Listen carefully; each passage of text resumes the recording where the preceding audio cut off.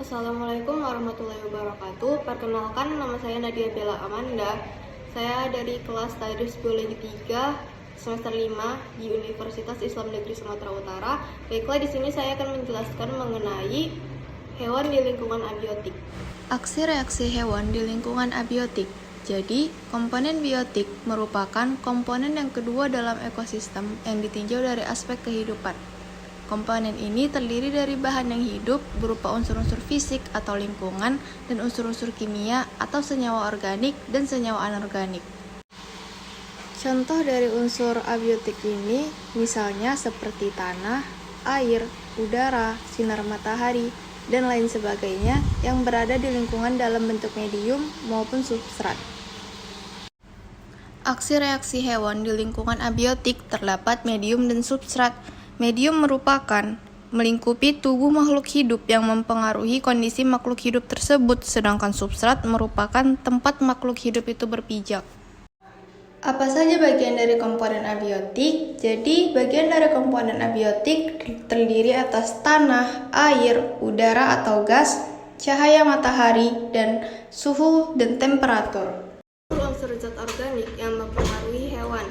Jadi, untuk mendapatkan senyawa organik, hewan itu akan melalui proses mencerna organisme lain. Yang organisme lainnya ini saat dicerna itu akan diubah menjadi senyawa sederhana yang digunakan untuk berbagai proses kegiatan hewan. Contohnya ketika hewan mencerna organisme yang dalam organisme itu mengandung karbohidrat atau protein. Nah, karbohidrat itu kan ketika dicerna akan menambah energi. Sedangkan protein ketika dicerna, protein itu akan dipecah menjadi asam amino. Nah, seperti yang kita ketahui bahwa asam amino itu berperan dalam proses metabolisme sel.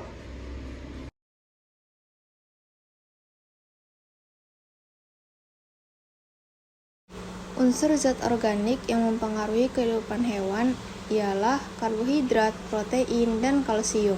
Zat organik yang mempengaruhi hewan, yang pertama ada karbohidrat. Jadi, karbohidrat itu berfungsi untuk memenuhi kebutuhan energi panas bagi semua proses-proses pada tubuh hewan. Contohnya itu seperti proses metabolisme.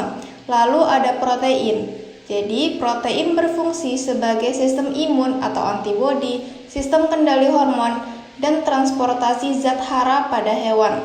Yang terakhir ada kalsium. Nah, jadi kalsium ini berperan sebagai penyusun tulang dan gigi pada hewan, serta penyusun sel dan jaringan pada hewan.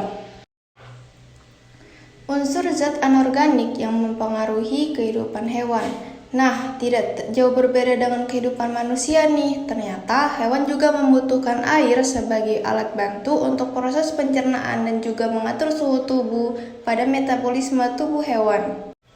Lalu terdapat mineral yang merupakan salah satu komponen nutrisi yang memiliki peran penting dalam pertumbuhan, kesehatan, produksi, reproduksi, dan kekebalan tubuh bagi hewan.